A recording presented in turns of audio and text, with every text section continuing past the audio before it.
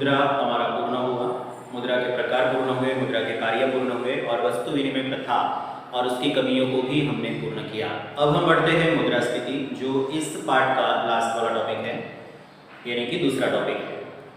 मुद्रास्फीति दोस्तों देश की आर्थिक समस्या है और साथ साथ में मौद्रिक घटना है, क्योंकि इसका सीधा रिलेशन मुद्रा के साथ है। वर्तमान समय में जो रुपया है, इसमें या किसी भी वस्तु की कीमत में जो बढ़ोतरी होती है उसे मुद्रास्फीति कहा जाता है। इसे अलग अलग शब्दों से या अलग अलग नामों से भी हम जानते हैं। कुछ लोग इसे महंगाई कहते हैं, अर्थतंत्र में इसे फुगावा गुजराती में कहा जाता है, जबकि इंग्लिश में इसे इन्फ्लेशन के नाम से भी जानते हैं। अभी हाल ही की रिपोर्ट में प्रस्तुत किया गया भारत सरकार के द्वारा कुछ इन्फ्लेशन के यानी कि मुद्रास्फीति के आंकड़े, तो कहा गया कि मुद्रास्फीति की दर 6% जितनी है, जो काफी ऊंची मानी जाती है, क्योंकि अर्थतंत्र के योग्य और उचित विकास के लिए मुद्रास्फीति की दर 2 से 3% तक ही अगर प्रतिवर्ष बढ़े तो अर्थतंत्र में कोई उथल-पुथल सर्जित नहीं होती, अर्थतंत्र सुव्यवस्थित रूप से कार्य करता है। लेकिन वर्तमान समय में 6% मुद्रास्फीति की दर है, ये एक गंभीर आर्थिक समस्या भी मानी जाएगी और इसीलिए कहा जाता है कि अर्थतंत्र की एक प्रमुख आर्थिक समस्या इन्फ्लेशन है, यानी कि मुद्रास्फीति है। इसे मौद्रिक घटना इसलिए कहा गया है क्योंकि इसका सीधा संबंध रुपयों के साथ है। तो चलिए दोस्तों देखते हैं मुद्रास्फीति का अर्थ। सामान्य अर्थ में कहे तो वस्तुओं की कीमत में होने वाली वृद्धि यानी कि भाव वृद्धि को मुद्रास्फीति कहा जाता है। लेकिन जैसे कि मैं हमेशा कहता हूं कि अर्थशास्त्र में हर एक बातों का एक पर्टिकुलरली अलग ही अर्थ निकालकर उसे अलग प्रकार से समझाया जाता है, तो वैसे ही मुद्रास्फीति को भी अलग तरीके से परिभाषित करेंगे। अर्थतंत्र में वस्तु की पूर्ति की तुलना में यदि वस्तु की मांग अधिक हो जाए, यानी कि वस्तु का प्रमाण है अर्थतंत्र में कम और उसे खरीदने वाले लोग हैं ज्यादा, यानी कि उसकी डिमांड हो रही है ज्यादा, तो सभी लोगों को वो वस्तु तो नहीं मिलेगी, लेकिन वस्तु का सप्लाई करने वाले यानी कि पूर्ति करने वाले इस बात को समझ जाएंगे कि वस्तु कम है और खरीदने वाले ज्यादा, तो वो उस वस्तु की कीमत को तुरंत बढ़ा देते हैं। और यदि वस्तु की जनरल लेवल ऑफ प्राइस यानी कि सामान्य भाव स्तर बढ़ा तो वो स्थिति मुद्रास्फीति कहलाती है।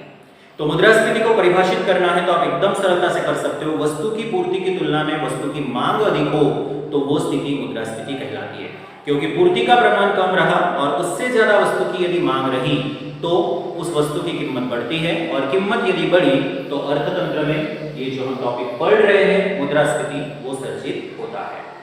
मुद्रास्फीति को दोस्तों समझने के लिए या व्यवस्थित अध्ययन करने के लिए हमें उसके कुछ लक्षणों का भी अध्ययन करना पड़ेगा। जैसे उसका सबसे पहला लक्षण है भाव स्तर में निरंतर बढ़ोतरी। ऐसा जरूरी नहीं है कि इन्फ्लेशन यानी कि मुद्रास्फीति हो तो एक समय भाव बढ़ेगा फिर भाव स्थिर हो जाएगा फिर बढ़ेगा ही नहीं, ऐसा नहीं, उसे हम मुद्रास्फीति नहीं कहेंगे। लेकिन यदि निरंतर भाव वृद्धि हो रही हो यानी कि हमेशा कीमत बढ़ती जा रही है, जैसे दूध की कीमतों में देखिए 40 रुपए लीटर था 50 हो गया, 50 का 60 हो गया, 60 का 65 हो रहा है, उसके आगे और बढ़ता ही जाएगा, ये कभी भी घटेगा नहीं, डिक्रीज नहीं होगा। और इसीलिए हम बोल सकते हैं कि वो उदाहरण है किसका, इन्फ्लेशन का यानी कि महंगाई का यानी कि मुद्रास्फीति का। लक्षण नंबर 2, अर्थतंत्र में सभी क्षेत्र जो खेती है, उद्योग है, सेवा है, तीनों क्षेत्रों की वस्तुओं की कीमत बढ़ती है तो ही मुद्रास्फीति होगी, क्योंकि तीनों क्षेत्रों का एक दूसरे के साथ गहरा रिलेशन है। खेती प्राथमिक चीजें बनाती है जो कच्चा माल होता है, इस कच्चे माल का रूपांतरण उद्योग क्षेत्र पक्के में कर देता है। यदि कच्चा माल की कीमत बढ़ा तो उद्योगों के द्वारा बनी हुई चीजों की कीमत भी बढ़ेगी, और अगर उन्होंने कीमत बढ़ाई तो सेवा क्षेत्र भी इन दो क्षेत्र के कारण एक्टिवेट होता है और वो भी अपनी कीमत बढ़ाता ही है, यानी कि अर्थतंत्र में सभी क्षेत्रों के भाव बढ़ते हैं तो मुद्रास्फीति है। लक्षण नंबर 3, मुद्रा का मूल्य घटता है। मूल्य का मतलब है यहाँ क्रय शक्ति, रुपयों के द्वारा खरीदने की शक्ति घटती है। जैसे इस चौक को खरीदने के लिए पहले 50 पैसा देते थे, यानी कि 50 पैसे का मूल्य था एक चौक, या एक चौक का मूल्य था 50 पैसा, लेकिन आज इसी चौक को खरीदने के लिए हमें 1 रुपया देना पड़ रहा है, यानी कि 50 पैसा प्लस 50 पैसा, यानी कि रुपये पहले एक ही देना पड़ता था, एक 50 पैसे का कॉइन देते थे, अब 2 50 पैसे का कॉइन दे रहे हैं, बदले में ये वही का वही चौक आ रहा है, पहले भी यही आता था अभी भी यही आ रहा है। इसका मतलब चौक तो वैसा का वैसा ही है, लेकिन रुपयों का मूल्य पहले एक मूल्य में ये आ जाता था, अब 2 देना पड़ रहा है, यानी कि रुपयों का मूल्य जो है वो क्या हो गया, घट गया, रुपया सस्ता हुआ, रुपयों की क्रय शक्ति घट गई। इसलिए हम कह सकते हैं मुद्रास्फीति में मुद्रा का मूल्य जो है वो डिक्रीज होता है, यानी कि घटता है, मुद्रा का मूल्य घटता है। लक्षण नंबर 4, अर्थतंत्र में सभी को रोजगार मिले। सभी को रोजगार मिलेगी तो सबकी आय बढ़ेगी, आय बढ़ेगी तो वो मांग बढ़ाएंगे और मांग बढ़ाएंगे तो बेचने वाले समझ जाएंगे कि क्रय शक्ति ज्यादा है तो वस्तु की कीमत बढ़ाओ, और वो वस्तु की कीमत बढ़ाएंगे तो अर्थतंत्र में मुद्रास्फीति का सर्जन होगा। तो ये 4 लक्षण है दोस्तों मुद्रास्फीति के। इसके अलावा मुद्रास्फीति को और व्यवस्थित समझने के लिए भी हमें कुछ बातों को समझना है, जिसमें नियंत्रित मुद्रास्फीति आती है। सरकार कभी कभार वस्तुओं की कीमत को दबाकर रखती है सरकारी नियंत्रणों के द्वारा या कानूनन नियंत्रणों के द्वारा, कभी कभार सब्सिडी देकर भी वस्तुओं की कीमत को दबाकर रखती है, लेकिन वस्तु की कीमत दबने के बावजूद भी वो मुद्रास्फीति है। बस फर्क इतना ही है, उसे हम नियंत्रित मुद्रास्फीति कहते हैं। सरकार सरकारी नीतियों के कारण, सरकारी कानून के कारण या सब्सिडी देकर वस्तु की कीमत को दबाकर रखती है, लेकिन उसके बावजूद भी वो नियंत्रित मुद्रास्फीति कहलाती है। इसके साथ साथ एक और बात हमें समझनी है, यदि कम समय के लिए ही और कुछ ही वस्तुओं की कीमत बढ़ती है तो उसे हम मुद्रास्फीति नहीं कहेंगे, क्योंकि उसके लक्षण में स्पष्ट रूप से उल्लेख हुआ था सभी वस्तुओं के भाव बढ़ने चाहिए तो ही वो मुद्रास्फीति कहलाएगा।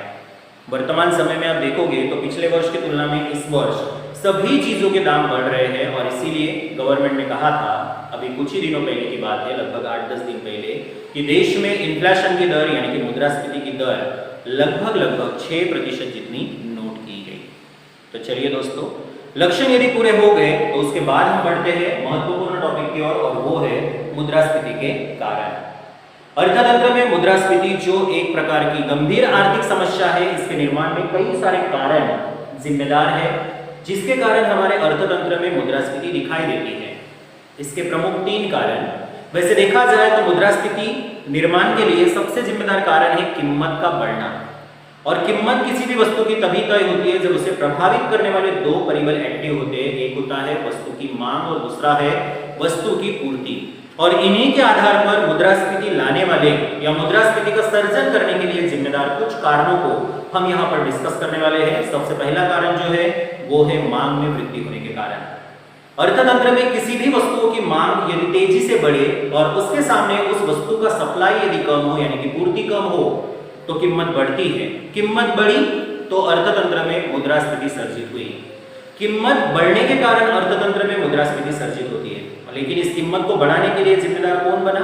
तो मांग बना। मांग अधिक नहीं होती तो कीमत नहीं बढ़ती, कीमत नहीं बढ़ती तो मुद्रास्फीति भी नहीं आती। यानी कि मांग बढ़ने के कारण ये मुद्रास्फीति सर्जित हो रही है। इसीलिए याद रखिएगा, मांग बढ़ने के कारण जो मुद्रास्फीति सर्जित होती है उसे मांग प्रेरित मुद्रास्फीति कहा जाएगा। अब प्रश्न निर्माण ये होता है कि वस्तु की मांग बढ़ती है तो बढ़ती क्यों है? तो इसके पीछे 3 कारण हैं। सबसे पहला कारण है मुद्रा की आपूर्ति में बढ़ोतरी होना।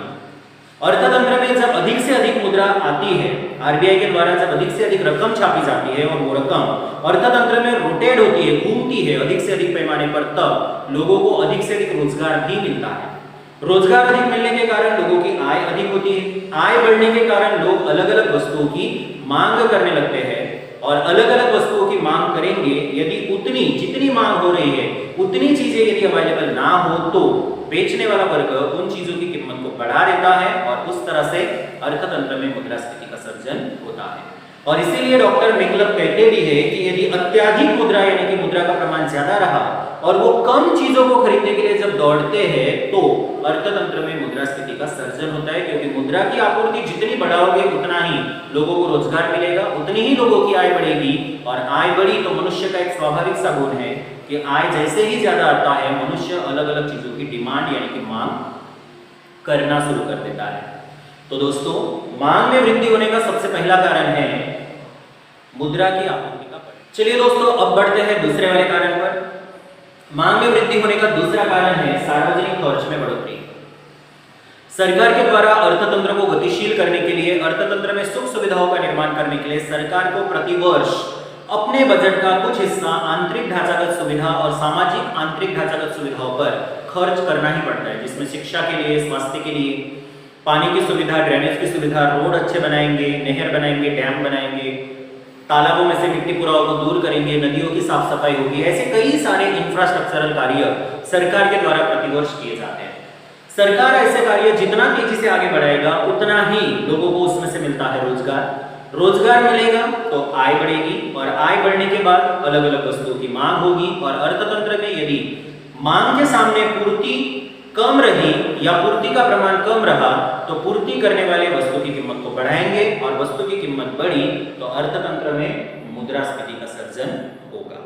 ये कारण नंबर 2 जो मांग को बढ़ाने का काम करता है। और कारण नंबर 3 है जनसंख्या का बढ़ना। सिंपल सा एक एग्जांपल है, यदि घर में 3 लोग हैं तो 3 वस्तुओं की डिमांड होगी, लेकिन अगर 3 से बढ़कर 5 हो गए तो फिर 3 वस्तु से काम नहीं चलेगा, बल्कि हमें 5 चीजों की डिमांड करनी पड़ती है। यानी कि जनसंख्या जितनी ज्यादा बढ़ेगी उतना ही मांग भी बढ़ेगा। तो सबसे पहला कारण मांग बढ़ने का, मुद्रा की आपूर्ति में तेजी से बढ़ोतरी होना। दूसरा, सरकार के द्वारा सार्वजनिक सुविधाओं पर अधिक से अधिक खर्च करना। और तीसरा, जनसंख्या का बढ़ना। इन 3 कारणों से अर्थतंत्र में बढ़ती है मांग, और मांग बढ़ी उसके सामने यदि पूर्ति का प्रमाण स्थिर रहा या पूर्ति कम रही तो कीमत बढ़ती है, और कीमत यदि बढ़ी तो अर्थतंत्र में मुद्रास्फीति सर्जित होती है। मुद्रास्फीति का कारण नंबर 2, खर्च में वृद्धि, या खर्च का अर्थ है उत्पादन खर्च। किसी भी चीजों को बनाने के लिए जो लागत लगती है, यदि वो लागत ही बढ़ गई तो वस्तु की कीमत भी बढ़ेगी। जैसे उदाहरण स्वरूप कच्चे माल की कीमत में बढ़ोतरी हुई, ईंधन की कीमत में बढ़ोतरी हुई, इसके अलावा यंत्र की कीमत में वृद्धि हुई, कर्मचारियों ने सैलरी अधिक मांगी, या अन्य किसी भी ऐसे कारणों से वस्तु की लागत यदि बढ़ी तो उत्पादन खर्च भी बढ़ेगा, और उत्पादन खर्च बढ़ा तो मालिकों के द्वारा जब वो मार्केट में वस्तु बेचने के लिए निकालेंगे तो उसकी कीमत भी बढ़ेगी। एक सिंपल सा उदाहरण, यदि ये चॉक 50 पैसे में बन रहा है, लागत है 50 पैसा, तो 1 रुपए में बेचेंगे, लेकिन लागत यदि 50% से या 50 पैसे से बढ़कर 80 पैसा हो गया तो वस्तु की कीमत मार्केट में 1 रुपया 30 पैसा हो जाएगी। कीमत बढ़ी, और कीमत बढ़ेगी तो मुद्रास्फीति का सर्जन होगा। तो यहां मुद्रास्फीति का सर्जन करने के लिए क्या बढ़ रहा है? खर्च बढ़ रहा है। कौन सा खर्च? उत्पादन खर्च। तो खर्च बढ़ने के कारण या उत्पादन खर्च बढ़ने के कारण जो मुद्रास्फीति सर्जित होती है उसे खर्च प्रेरित मुद्रास्फीति कहा जाएगा। ये मुद्रास्फीति का कारण नंबर 2। मांग में वृद्धि होने के कारण और खर्च में वृद्धि होने के कारण तो मुद्रास्फीति आती ही है, लेकिन इनके अलावा और भी अन्य कारण हैं जिनके कारणों से भी मुद्रास्फीति का सर्जन होता है, और वो कारण है सबसे पहला कर नीति। सरकार के द्वारा वस्तु और सेवाओं पर लगाया जाने वाला कर, जिसे हम GST, goods and service tax भी कहते हैं।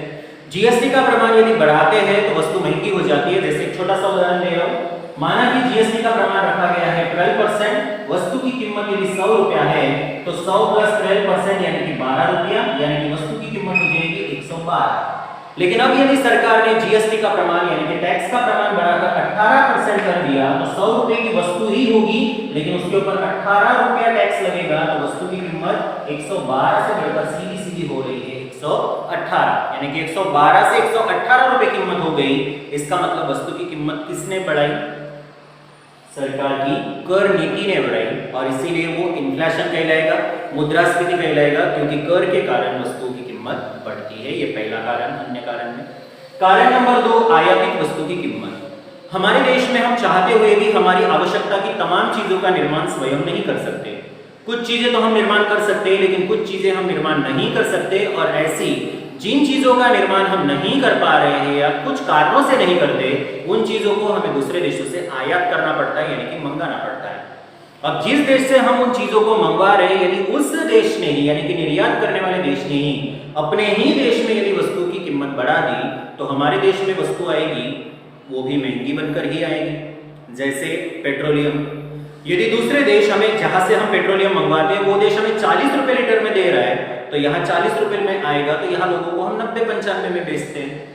वही अगर उन्होंने ही उसका 60 रुपया रेट बना दिया, जो 40 का भाव था वो 60 कर दिया, तो यहाँ पेट्रोल की कीमत 90 से बढ़कर सीधा 120 हो जाएगी।